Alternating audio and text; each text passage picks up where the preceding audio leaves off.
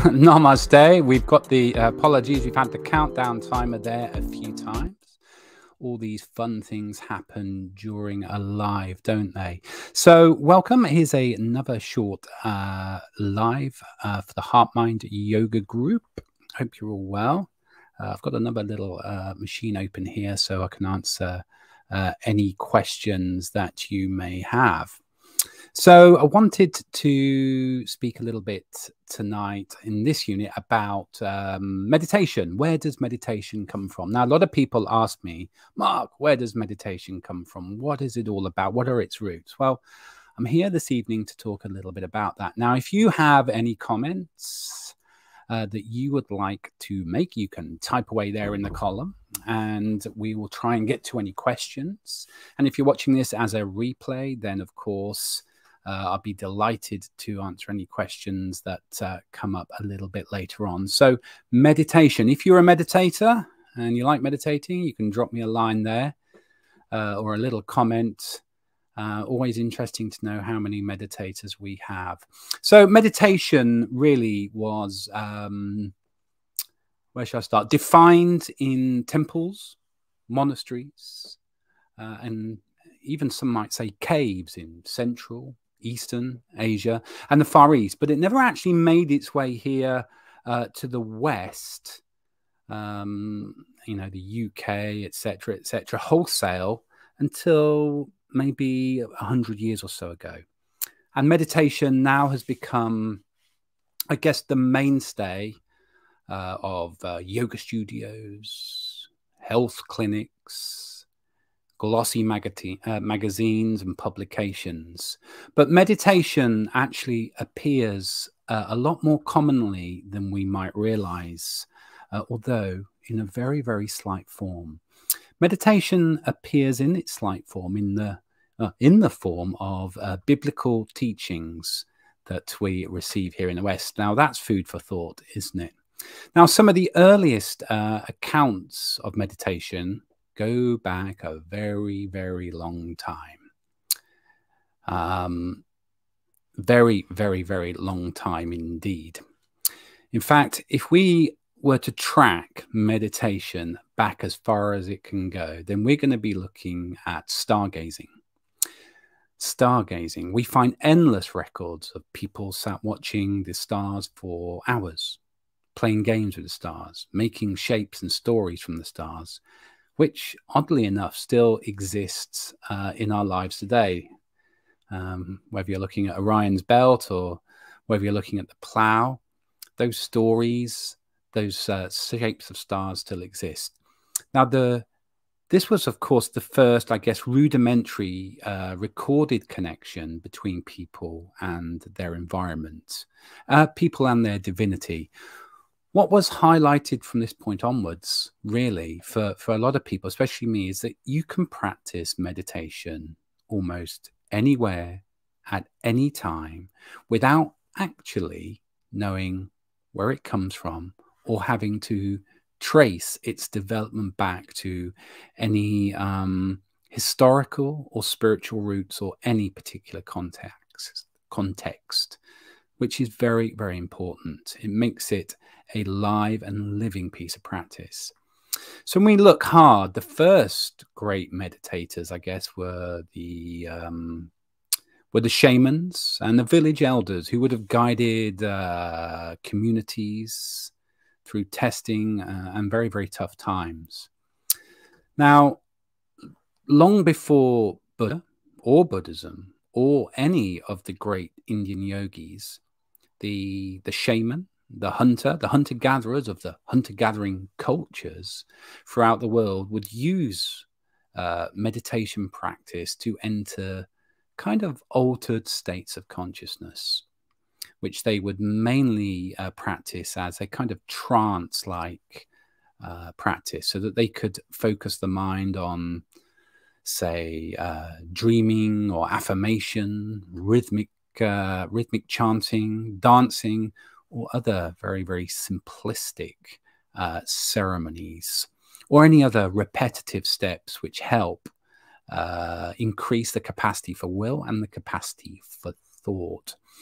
Now, we've all heard stories about these very, very early pioneers using various brews and liquors and odd concoctions to help them achieve these differing states of consciousness.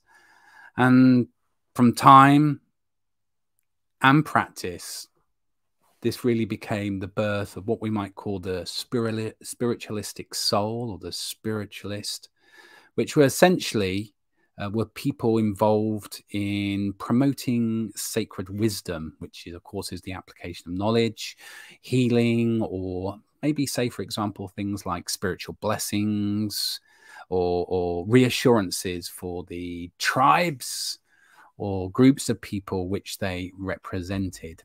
So you can see that meditation has its roots in very, very early history. Now, cave paintings were the very next big step associated with, sipping my tea there, with meditation. And in fact, in a lot of cave paintings around 15,000 years ago, we see lots of figures that scholars have found. And you, if you're like me, you find this all very, very interesting. And these figures show how people went on journeys through their landscapes, through their territories, through their hunting places, and how they related to other forms of life and other animals and other things that they were seeing. I mean, can you imagine seeing a zebra for the first time? Or can you imagine seeing an elephant for the very first time? It must have just been absolutely amazing. And people would not have been able to have comprehend what it was that they were seeing. And of course, that would have got inked up on the inside of a cave wall. We therefore see lots of animal print signs and imagery of all types of animal, which have furthermore been brought to life through the exaggeration of memory and imagination, and of course by the power of the finger painting, you know, or blowing ink up on the cave wall and marking out your emboldened imaginary animal. Now, not long after these cave paintings, we see a big shift, I guess, in culture, in society, from the hunter-gatherer towards a more farming or sustainable farming culture, where a lot of meditation and meditative practice really start to cultivate. You see that? Farming, cultivation, cultivate, farming, sorry. Humor's never been my strong point. So these farming societies started to cultivate meditation into a very, very rich practice. And we see a lot of that, of course, when we look at some of the practices in North America, Central America, South America, Africa, Australia, and Central Asia, and of course, Indonesia. Now, modern meditation in its deepest roots, as we know it, is really held in the cradle of Central Asia and India, where if we went back far enough, we would have found wandering spiritual yogis or priests around 5,000 years ago using meditation to help people to come to terms with a reality of their harsh environment, their harsh climate. I mean, imagine, you know, being in a village and your whole crop fails. I mean, that must have been absolutely horrific. So meditation was used to deal with the pace of life and a whole other raft of life challenges. It was a very soothing piece of activity. Now, it's at this time we start to see the transmission of unbroken meditative practices passed down from person to person to person to person. And we know this because it's marked by very, very early Indian scripture, or it's talked about in very early Indian scripture, of which the earliest, of course, are the Vedas, for those of you who like your scriptures and sutras. But in fact, there was no actual mention of the word meditating, simply that they performed very, very elaborate blessings and all kinds of ceremonies for the good of the people at the time and for the gods. And all this stuff, of course, required tremendous concentration. Eventually, these practices, these very early agricultural practices, began to form powerful meditation techniques that started to combine the use of breath and, of course, devotional focus. So you can see where we're heading with this. It became quite ceremonial. Now, everyone's probably familiar with yogis in their current and classical form. And in fact, people would therefore associate yogis with yoga in its classical form, a practice of asana or energy movements, which of course, many people are now regular practitioners of. And I'm pleased to say some of you watching this will have attended and do attend Susan and I classes. That's something that we teach, these asana and breath movement practices. Now, if you've tried yoga, if you've tried asana and breathing practices and meditative practices, you'll know the benefit very well of movements, these asanas, in combination with breath control meditation to help focus awareness or to help and aid with relaxation.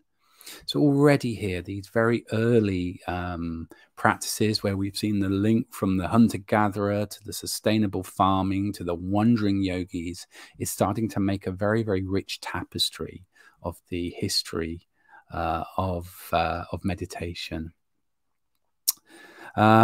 The next, I guess, big thing that started to happen is the arrival of the infamous yogi as we know today. And yogis started traveling up through the Himalayas and then across from country to country, state to state throughout India. And at that point, we start to see the dissemination of a lot of these differing practices, breathing practices, and focus practices.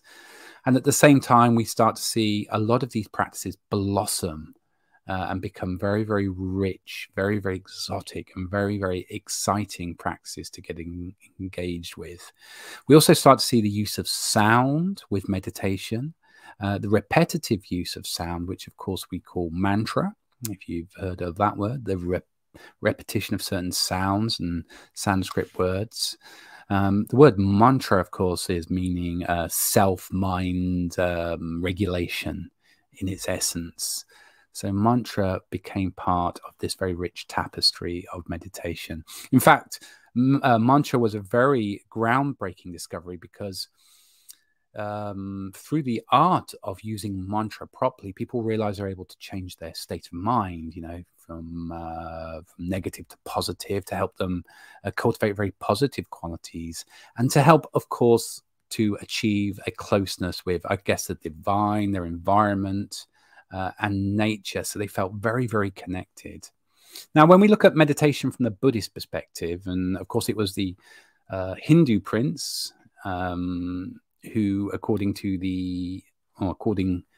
Buddhist belief, decided that he would reject the world and all of its wonderful and marvelous trappings to instead look underneath and find the answers for our very, very existence, among other things. And it was at this time people were becoming increasingly and slightly more enlightened, more intelligent. They had a lot more questions. They wanted to know what was going on. They were a lot more curious about the world. Now, Buddha taught 4 aspects of meditation as a core of what we should call mindfulness. The first one was awareness of the body. The second one was awareness of the feelings. The third one was the awareness of thoughts and mind states. And the fourth was awareness of our experience, our interactions. And Buddha realized that all 4 of these mindfulness categories, or these mindfulness subcategories, had an impact on everyone. They had an effect on everyone and their journey through life. So his antidote for dealing with these very, very tough pieces of karma was through the process of meditation. Now, thankfully, this long forgotten skill of meditation is now becoming more and more popular. So if you're not meditating, I should strongly suggest that you consider starting. And people, through meditative practices, throughout history, have started to be able to realize that they're able to fortify, embolden, and maybe steady their own state of mind.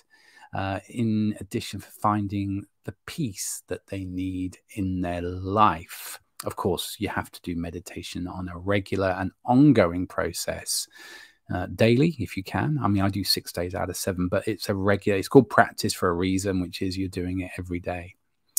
Now, as we skip forward through time now from meditation, we start to see the merging of rituals, as you would see in church, devotion, awareness, and that in its own essence became a practice that we call Tantra. It's colorful, it's enlivening, it's got lots of sound, it's got lots of processes, it's got loads of asana yoga movements.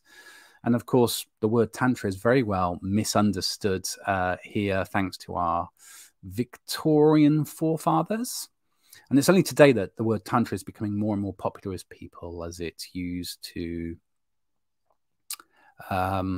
help them progress through any hurdles or challenges that they may have in life, including all those difficulties that we might have with our mind. Now, all these practices spread with the seat of meditation being in the Himalayas across this part of the world, Central and Far Eastern Asia, and disseminated, of course, into the Far East. The main vehicle, of course, for that was Buddhism, and it became adopted. Buddhist and meditation practices became adopted in places like Sri Lanka, China, and of course, Japan. And the influences that we see in each of these countries started to mingle with the traditions of meditation. To spawn an era of logical thought, logical process, or logical meditation. And so meditation then started to take on a new form, which of course we're going to call, or which is called Zen or Chan or Dhyana, which is a very, very focused, logical, and clear style of meditation, although many Zen masters will tell you if you can describe it, then you don't know what you're talking about. But we're not going to get into that right now. And of course, Zen started to nurture with the very, very essence of life. Although Zen styles of meditation have not emerged as being the most prominent form of meditation, it's still very, very popular for a lot of people, and helps them get the clarity they need from this kind of meditative spiritual practice. Now, when we look at Buddhism, there's an increasing focus on the study of meditation. Again, going back to where we were talking about Zen with its logic. But what made Zen particularly interesting, and a lot of other meditation practice, was the understrokes, I guess, or foundations of what we today call metaphysics, which has meant that meditation has started to evolve into many hybrid and exotic forms of very, very developed and powerful meditative practices, which is very, very exciting for helping a whole host of people. Looking westwards, then with meditation, we've come from the Himalayas and we've gone over to China and Japan. It was maybe about 500 years ago, and I don't know the exact dates, so apologies, that meditation started to make its way into the Middle East, and soon found itself being intertwined with Christianity. Very interesting. Christianity in the form of prayer, and one might say communication, of course, with God. And that is still the most dominant hybrid form of meditation that we see here in the West. Today, the centering of this prayer meditation, regardless of whatever religious route you follow, is very, very important for many, many people in the world, which for sure means that meditation takes on many, many different manifestations that we may not have originally been aware of, which means meditation has become increasingly more popular by proxy through certain conduits. Now, the most accessible form of meditation outside of prayer is that of mindfulness. And we're starting to see mindfulness become very, very prevalent here in the West. It's a very, very prevalent and easy to access piece of meditation, be it at home, at work, in the office, in the classrooms. And mindfulness teaches people, or I don't want to use the word teaches, it asks people to be curious about their everyday life and their relation to the life and their environments around them, and to stay with that connection with increasing amounts of focus. But that, as I'm sure you can imagine, is going to be super, super important in a world where there is now a very, very fast flow of information, very, very quick changes, and lots of distractions. Yeah, so I think that's that's about it, talking about the history or the roots of meditation, really, and how it's traveled through the last couple of thousand years.